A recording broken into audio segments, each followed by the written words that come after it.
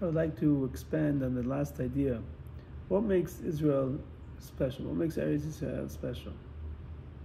Is it just because everybody's Jewish, they're learning a lot of Torah, there's a lot of mitzvot, it's more conducive for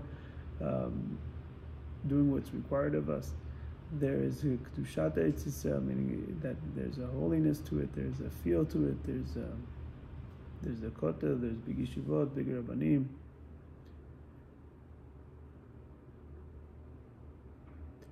Or perhaps maybe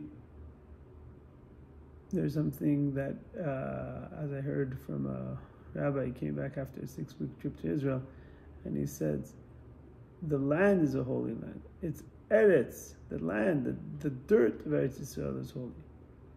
Dirt, holiness, what does that one have to do with the other? The dirt could be holy. What is the dirt expressing? It's not expressing anything with Kedusha. And perhaps that's also, but the point that was being made was that when you choose something, like we said earlier, when something is chosen, Kadosh Baruch Hu chose from all the lands, he went to the land of Israel. So what did he choose? He chose the actual piece of dirt. He wanted the territory of Eretz Israel. And therefore, that piece of land, that piece of dirt becomes a chosen land, becomes a holy piece of land. Now, we have a machloket, we have we have two opinions on what's the reason you do not leave Eretz Yisrael. So the Rambam writes the reason you don't leave Eretz Yisrael unless you're doing it for business purposes, or you're going to get married or learn Torah, is because the land is a chosen land, so therefore it's never to be left. According to Rashi, Meiri, that they give a reason to it. It's not only because it's uniquely they say that because Yesham Yeshivot Harbe Arbatzat Hamarbitzot Torah. It's a good place to learn. There's a good place you should be. It's a good environment to be in.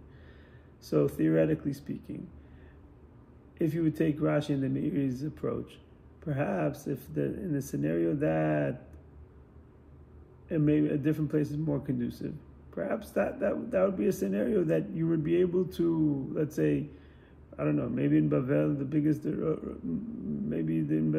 biggest teacher was there at that time. So perhaps that is a green light to leave Eretz Yisrael. However, when you say that it's just because so HaKadosh Baruch Hu chose, so then because it's not qualified by any quality or character, so therefore it can't be disqualified either. Now this idea could be brought up regarding Neshamot Yisrael as well, regarding the Jewish people as well. There's an aspect of us that's not unique to us, and that would be our physical mundane bodies. Our habits are just the way we approach the physical experience that we have within this world. That's strictly equal. Every single individual human being eats, drinks, and does whatever he needs to do.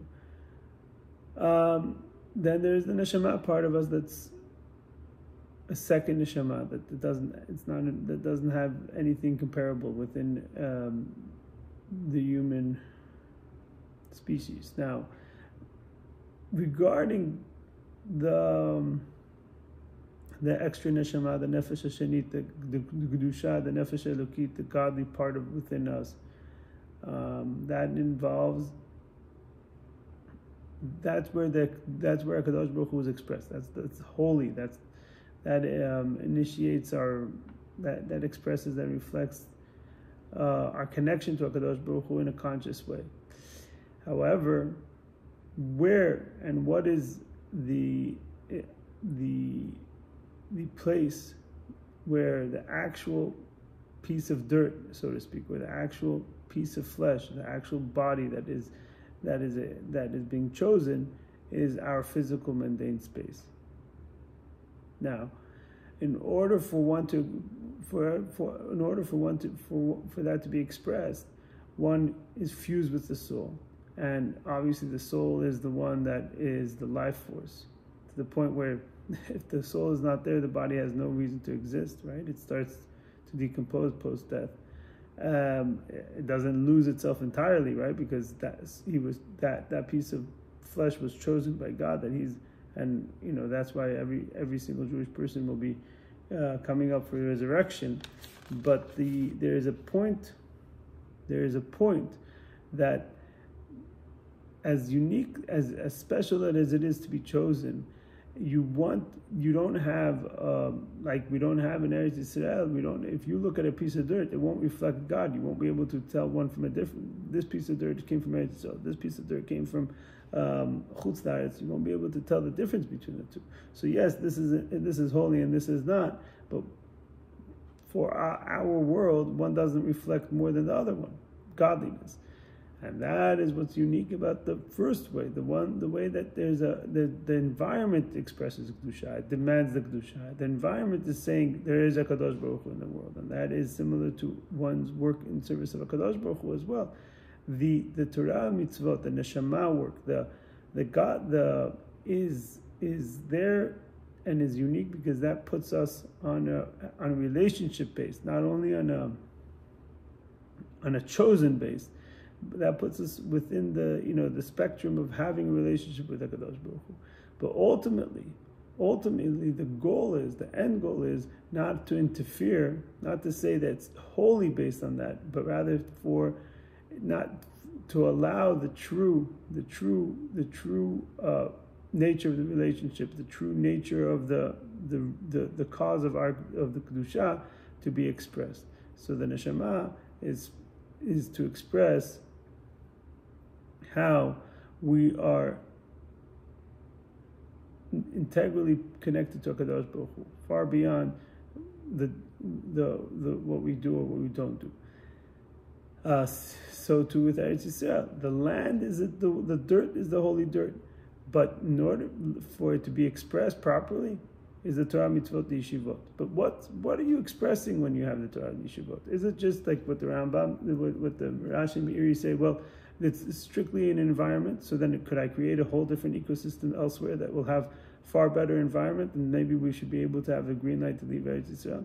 Or perhaps we could say more than that. We could say no. The environment.